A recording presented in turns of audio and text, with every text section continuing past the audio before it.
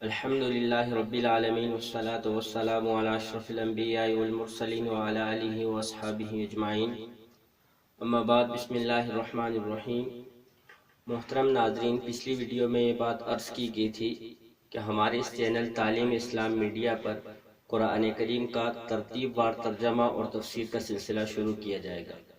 آج کی اس ویڈیو سے یہ سلسلہ شروع کیا جا رہا ہے اور اس پہلی ویڈیو میں سورہ فاتحہ کے حوالے سے دو باتیں عرض کی جائے گی۔ پہلی بات یہ ہے کہ سورہ فاتحہ قرآن کریم میں لکھنے کے اعتبار سے سب سے پہلی سورت ہے، لیکن یہ نازل ہونے کے اعتبار سے پہلی سورت نہیں ہے۔ چنانچہ قرآن کریم کی دو ترتیبیں ہیں، ایک ترتیب نزولی ہے اور دوسری ترتیب کتابی ہے۔ تو سورہ فاتحہ ترتیب کتابی یعنی لکھنے کی ترتیب کے اعتبار سے قرآن کریم کے شروع میں آئی ہے، سب سے پہلے آئی ہے، لیکن نازل ہونے کے اعتبار سے یہ سب سے پہلی نہیں ہے۔ سب سے پہلے نازل ہونے والی جو آیات ہیں وہ سورہ علق کی ہیں۔ اقرأ بسم ربک الذی خلق سے پہلی 5 آیتیں جو ہیں وہ سب سے پہلے نازل ہوئی۔ سورہ فاتحہ سب سے پہلے نازل نہیں ہوئی ہے، لیکن صرف پہلے لکھی گئی ہے۔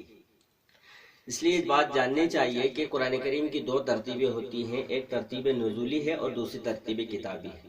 ترتیب نزولی کا مطلب یہ ہوتا ہے کہ پہلی سورت جو نازل ہوئی ہے وہ کون سی ہے، یا پہلی آیت جو نازل ہوئی ہے وہ کون سی ہے، اور اس کے بعد جو نازل ہوئی ہے وہ کون سی ہے۔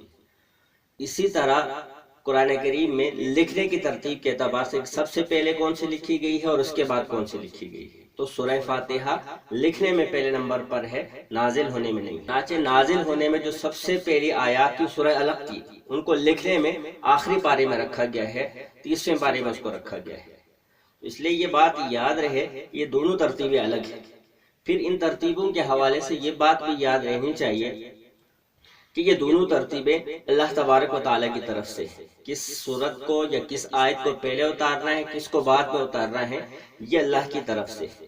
اور پھر کس کو لکھنے میں پہلے لکھنا ہے اور کس کو بعد میں لکھنا ہے، تو یہ بھی اللہ کی طرف سے ہے۔ اب سورہ علق کی ابتدائی آیات کو سب سے آخری پارے میں جو رکھا گیا ہے، تو یہ آپ علیہ السلام نے اپنی طرف سے نہیں رکھا ہے، بلکہ اللہ تبارک و تعالیٰ کے حکم سے اس کو آخر پر رکھا گیا ہے۔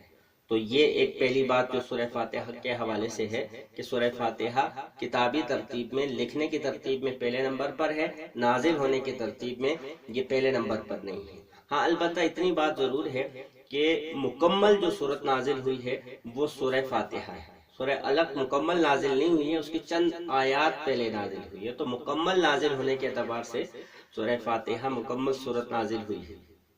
دوسری بات یہ ہے کہ سورہ فاتحہ کے ساتھ لکھا ہوتا ہے مکیہ۔ تو مکی کا مطلب سمجھنا چاہیے، مکی مدنی یہ صورتوں کی تقسیم ہے۔ عام طور سے ان کا مطلب یہ سمجھا جاتا ہے کہ وہ صورتیں جو مکہ میں نازل ہوئی ہیں وہ مکی ہیں، اور جو مدینہ میں نازل ہوئی ہیں وہ مدنی ہیں۔ حالانکہ ایسا نہیں ہے۔ نبی اکرم صلی اللہ علیہ وسلم کی زندگی 2 حصوں پر تقسیم ہے، مکی زندگی اور مدنی زندگی۔ مکہ میں آپ نے نبوت کے بعد 13 سال گزارے ہیں، اور ایسے ہی مدینہ میں 10 سال ہیں۔ لہذا ہجرت سے پہلے مکہ میں جو صورتیں نازل ہوئی ہیں وہ مکی ہیں، چاہے وہ مکہ المکرمہ کے اندر نازل ہوئی ہوں یا ارد گرد کے کسی علاقے میں نازل ہوئی ہوں۔ اور ہجرت کے بعد جو صورتیں نازل ہوئی ہیں وہ مدنی ہیں، چاہے وہ مدینہ میں نازل ہوئی ہوں یا آس پاس کے کسی سفر میں مدینے سے باہر نازل ہوئی۔ تو یہ اس اعتبار سے سورہ فاتحہ مکہ میں ہجرت سے پہلے نازل ہوئی ہے، اس اعتبار سے اس کو مکی سورت کہا جاتا ہے۔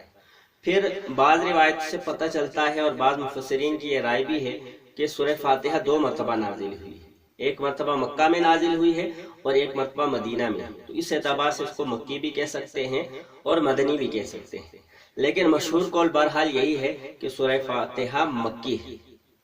تو سورہ فاتحہ کے حوالے سے آج کے درس میں ہم نے 2 باتیں جانی کہ سورہ فاتحہ ترتیب کتابی کے اعتبار سے، لکھنے کی ترتیب کے اعتبار سے پہلی سورت ہے، اور ایسے ہی مکمل نازل ہونے والی سورت اس اعتبار سے بھی یہ پہلی سورت ہے، اور یہ مکی اور مدنی کی تقسیم میں مشہور قول کے مطابق یہ مکی ہے۔